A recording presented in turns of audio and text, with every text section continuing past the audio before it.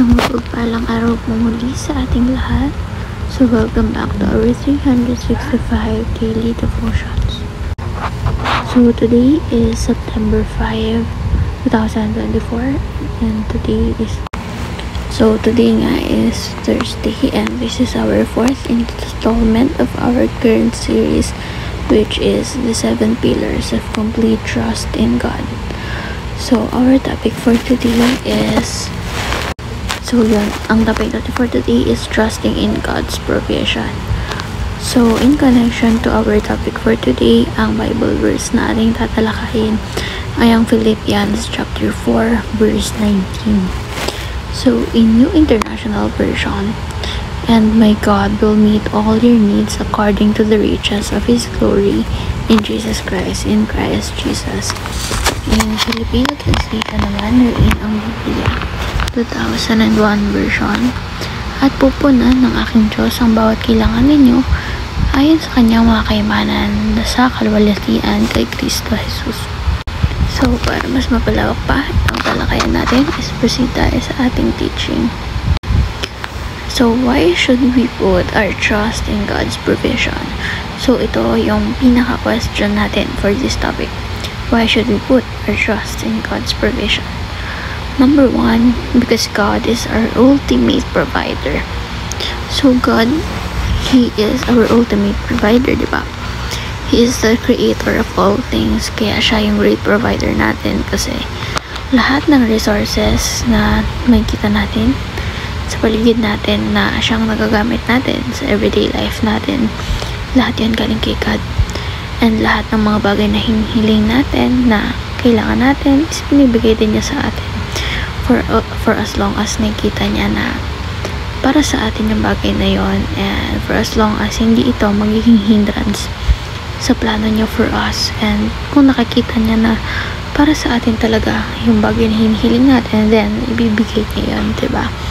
So, ang mga bagay lang naman na hindi niya pinahihintulutan ay yung mga bagay na alam niyang hindi na ayon para sa atin, or it's either hindi pa ito yung tamang panahon para ibigay niya yun sa atin, or hindi talaga para sa atin yung hinihiling natin na yun.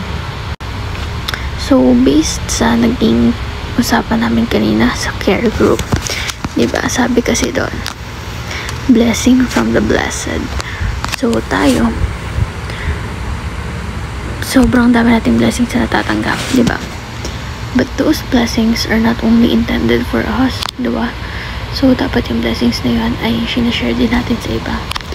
So, kagaya nga ng may nagsabi sa akin before na talagang tumatak siya sa isip ko even before pa ako maging Kristiyano. May mga blessings na natatanggap natin is pinapadaan lang sa atin yan. Pinapadaan lang sa atin yan kasi we are the instruments of God para ipamahagi yun sa iba. So, yung blessings na natatanggap natin is hindi talaga para sa atin. Natatanggap natin yun para ma-share natin sa ibang tao. So, blessing from the blessed, diba? So, tayo, kung pinaprovidean tayo ng Lord, we should be generous.